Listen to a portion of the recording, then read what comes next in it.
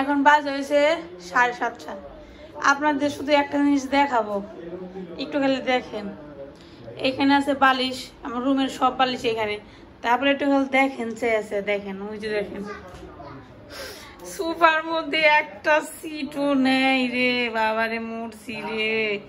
একটা সিটও নেই, কুশনের অবস্থা দেখেন, মুসুরির কাবার মুসুরি কই রাখছে দেখেন, সোফার মধ্যে একটা সিট নেই। এই জায়গাতে দোকান বানিয়ে রাখছে দেখেন, বালিশের অবস্থা দেখেন। বাসার অবস্থা কি করে, কি সুন্দর আরামে হুয়ে পাল তুলে বাজার মোবাইল কথা। এই যে দেখেন, এই পরে বর্তমানে খাইছে লবণ, মরিচের গুঁড়ে, তারপরে যে শেষুনি, তারপরে যে ছুরি, সব এই জায়গায় ভালো রাখছে। আসামি অবস্থা দেন, এই যে এক আসামি পরপর বয়সী, এই যে আসামি দেন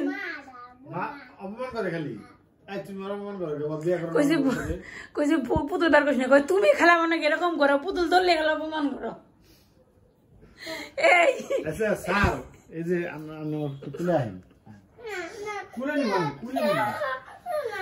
চিন্তা করেন, এইরকম যদি পোলাপান বাসায় থাকে তাহলে এই বাপ মার কি অবস্থা হইতে পারে, চিন্তা করেন। এই দেখছেন আমি কাজ করতেছি,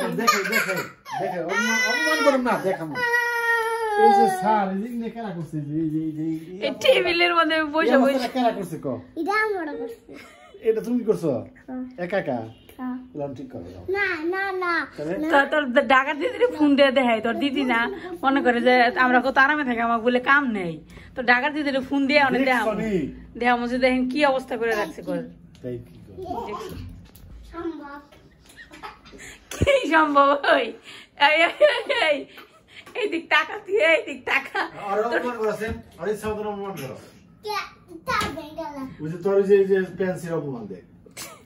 তোর সিরা প্যান্ট পিন্ধে রাখছি, তোর একটা ভালো প্যান্ট পরাম না, তোর সিরা জামা তুই যে দুষ্ট না, তোর এমনি করে রাখুন। একটা কাজকে সুন্দর করে উপস্থাপন করার পিছনে যে কতটা পরিশ্রম থাকে, সেটা কাজটা যে উপস্থাপন করে সেই একমাত্র বলতে পারবে। আপনাদের এক ঝলক দেখালাম যে আমার বাসার অবস্থা ঠিক কীরকম থাকে। এটা ছিল আগের দিনে সন্ধ্যাবেলার কিছুটা সিন, যখন ঈশানবাবু নিজের মতো করে এই বাসাটাকে গুছিয়ে রাখে। সেই বাসাটাকে আবার মানুষ করতে আমাকে কতটা পরিশ্রম করতে হয় সেটা হয়তো আপনারা এতক্ষণে বুঝে গেছেন। সবাইকে শুভ সকাল। এটা পরের দিন সকালবেলা। আশা করি সবাই ভালো আছেন, আমরাও মোটামুটি ভালো আছি। আজকে হচ্ছে স্কুল আছে। ভোরবেলা ঘুম থেকে উঠে সারামনকে স্কুলে পাঠিয়ে দিয়েছিলাম, তখন সময় ছিল 6:30টার মতো। তারপর আমি কাটাকুটি করে রেখে ঈশানবাবুকে নিয়ে স্কুলে গেছিলাম। এখন বাজে হচ্ছে 11টা। বাসায় আসছি, এসে আজকে রান্নাবান্না করব। আগের দিন রাতে আর কোনো সবজি কেটে কুটে রাখিনি, যার কারণে আমার আজকে এই অবস্থা। তারপরে ভাবলাম যে প্রতিদিনই একই রকম রুটিন মেনটেন করতে নিজের কাছেও ভালো লাগে না, তাহলে আজকে না হয় স্কুল থেকে এসে রান্না করব। এর জন্য সমস্ত কিছু কেটে কুটে রেডি করে রাখছি। আর সব থেকে মজার একটা ব্যাপার সেটা হচ্ছে যে আজকে আমি মনে মনে ভাবছি আজকে বৃহস্পতিবার, যার কারণে আমি নিরামিষ খাওয়ার সমস্ত প্রিপারেশন নিয়ে গেছিলাম। মুগ ডাল ফুটিয়ে রেখে গিয়েছিলাম, পেঁপে দিয়ে আজকে মুগ ডাল রান্না করব। তারপর ঈশানবাবুর বৃহস্পতিবারে স্কুল ড্রেস থাকে পুরোটাই সাদা, তো স্কুল ড্রেস পরিয়ে যাচ্ছি, হঠাৎ করে সারা বাবা বলল যে আমি আজকে সকালবেলায় মাছ ভাজি খাইছি, অমিদের বাসায় গেছিলাম। তো আমি বললাম যে আজকে মাছ ভাজি খাইছো মানে আজকে তো নিরামিষ। সে বলে আজকে নিরামিষ মানে আজকে তো বুধবার, আগামীকালকে নিরামিষ। কথাটা শুনে আমি জাস্ট অবাক হয়ে গেলাম। তাহলে আমি সকাল থেকে কি করলাম? এত কিছু প্রিপারেশন নিলাম আর এখন শুনতেছি নাকি নিরামিষ। না, কোনো সমস্যা নাই, ভাবলাম যে সেই নিরামিষকেই আমিষ করি। নিরামিষ সবজি যেভাবে কেটে রাখছিলাম ওইভাবেই থাকবে, শুধু মাছ ভিজিয়ে মাছটা এর সাথে মিশিয়ে রান্না করব। কেমন ব্যাপার বলেন তো? কি ভাবলাম আর কি হয়ে গেল।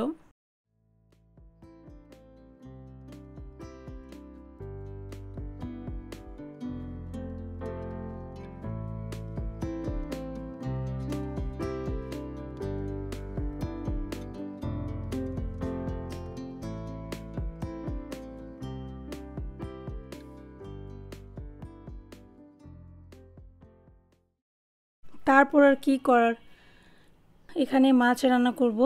নিরামিষের পরিবর্তে। এই মাছগুলোর নামটা কি আসলে জানি না, কিন্তু মাছটা খেয়েছি, বেশ ভালো খেতে। তো মাছের গায়ে একটু লবণ হলুদ মরিচ মাখিয়ে মাছগুলো ভেজে নেব। তো তাড়াহুড়ো করে মাছ যেটা সামনে পেয়েছিলাম ওইটাই বের করেছি। আর ভাবছিলাম আজকে টমেটো সিম আলু আর ধনে পাতা দিয়ে একটা নিরামিষ রান্না করব। সেই সবজি দিয়ে মাছের ঝোল করব ভাবতেছি। আর বাসায় ধনে পাতা ছিল না। সারার বাবাকে বলেছিলাম স্কুল থেকে আসার সময় ধনে পাতা নিয়ে আসার জন্য, আনেনি। আমি আবার ভাবছিলাম যে হয়তো সারা বাবা নিয়ে আসছে, তাই আমি সারাকে ও ঈশানকে আনার সময় আমিও নিয়ে আসিনি। এখন সে বলতেছে তরকারিতে ধনেপাতা দেওয়ার কোনো প্রয়োজন নাই, কারণ ধনেপাতা দিলে নাকি তরকারি তার খেতে ভালো লাগে না। সে যে নিয়ে আসে নাই সেটা বড় কথা না।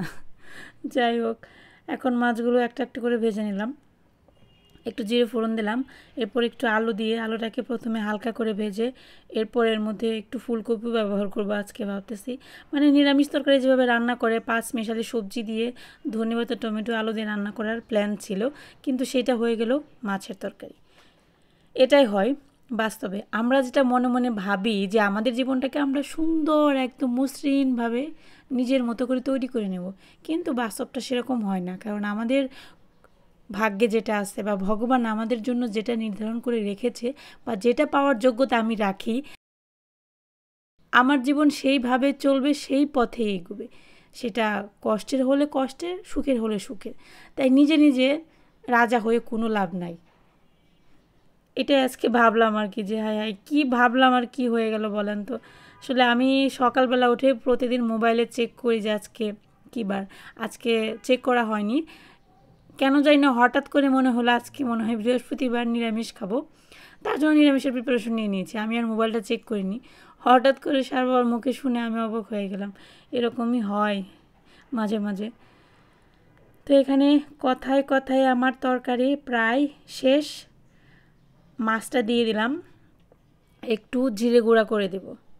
আরেকটা ব্যাপার হয়েছে, সেটা হচ্ছে যে ফ্রিজে একটু জিরে বাটা ছিল, এখন সেটা নামিয়ে রাখছিলাম, তাড়াহুড়ো ছিল রান্না করার ক্ষেত্রে, ভাবছিলাম একটু যেটা আছে সেটাই ব্যবহার করি। এখন সেটা নামিয়ে বরফটা ছেড়ে দিয়েছে, এখন নাকে নিয়ে দেখি ওইটা গরম মশলা বাটা মিক্স করা, মানে জিরের সাথে গরম মশলা মিক্স করা। তারপর আবার জিরে গুঁড়ো করলাম আর কি। এখন বাজে সন্ধ্যা 5:30। দেখেন রাজা আর রানী কি সুন্দর করে এত বড় বিছানাটাকে দখল করে শুয়ে আছে। এখন এদেরকে ঘুম থেকে তুলতে গেলে আমার যে সমস্ত বাকি কাজকর্ম আছে সব কিছু ফেলে রেখে আধা ঘন্টার মতো বাবারে মারে বলে ডাকতে হবে। তারপর ওনারা আস্তে আস্তে ওনাদের নিদ্রা ভঙ্গ করবে, তারপর ওনারা উঠবে। প্রথমত ওনারা ঘুমাতে চায়ই না, তারপর ঘুমালে আর উঠতেই চায় না। এই হচ্ছে বড় সমস্যা। তো আমি এখন বসে বসে আমার কিছু টুকটাক কাজকর্ম আছে সেগুলো করতেছি। সার বাবা গেছে ওনার বাপের বাড়ি দেখা করতে। তো এখন নিশান বাবু আর সারামণিকে দেখি ঘুম থেকে তুলবো। এই যে দেখেন আমি আমার প্রিয় সঙ্গীকে নিয়ে বসে আছি। আজকে পুরাটা ব্লগে আমার এই সুন্দর চেহারাটা আপনাদেরকে দেখাই নাই, মজা করে বললাম। আমার মনে হয় স্বাস্থ্যটা একটু বেড়ে গেছে, মুখ টুক দেখে মনে হচ্ছে আমার মুখে একেবারে মাংসে ভর্তি। আমার মুখে একটা প্রবলেম আছে, সেটা কি জানেন? এই দিক দিয়ে আর এই দিক দিয়ে এত বেশি মাংস হয় যখন একটু শরীরটা ভালো হয়, মানে খেয়ে দিয়ে যখন একটু মোটা তাজা হয়, তখন এই দুইটা পাশ দেখে আমাকে বোঝা যায় যে আমি এখন খাওয়া দাওয়া করতেছি। মাঝখানে কয়েকটা দিন খুব খারাপ অবস্থা ছিল। নিজেরটাই নিজের কথা বলি, কারণ তখন অসুস্থ ছিলাম। নিজেই আয়নার সামনে দাঁড়ালে নিজের কাছে কেমন জানি লাগতো। আসলে বাঙালি মানুষ তো একটু মোটাসোটা থেকে অভ্যস্ত, হঠাৎ করে স্লিম হয়ে গেলে নিজের কাছে মনে হয় বাহ, আমি মনে হয় আস্তে আস্তে নায়িকা হয়ে যাচ্ছি। কিন্তু বাস্তবে হয় না। আসলে বাঙালি মানুষ, আমার কথাই বলি, আমি ওই রকম থাকতে পারবো না। যাই হোক, আবার মনে হচ্ছে আগের মতো গোলুমুলু হয়ে যাচ্ছি। তো কি আর করবো বলেন, আজকের দিনটা অনেক ব্যস্ততায় কাটছে। স্কুল থেকে আসার পর খুবই তাড়াহুড়ো করে রান্নাবান্না করছি। রান্নাবান্না করার পর বাচ্চাদেরকে খাওয়ানোর পর সারাকে একটু পড়তে বসাতে হয়, সারা একদমই পড়তে চায় না।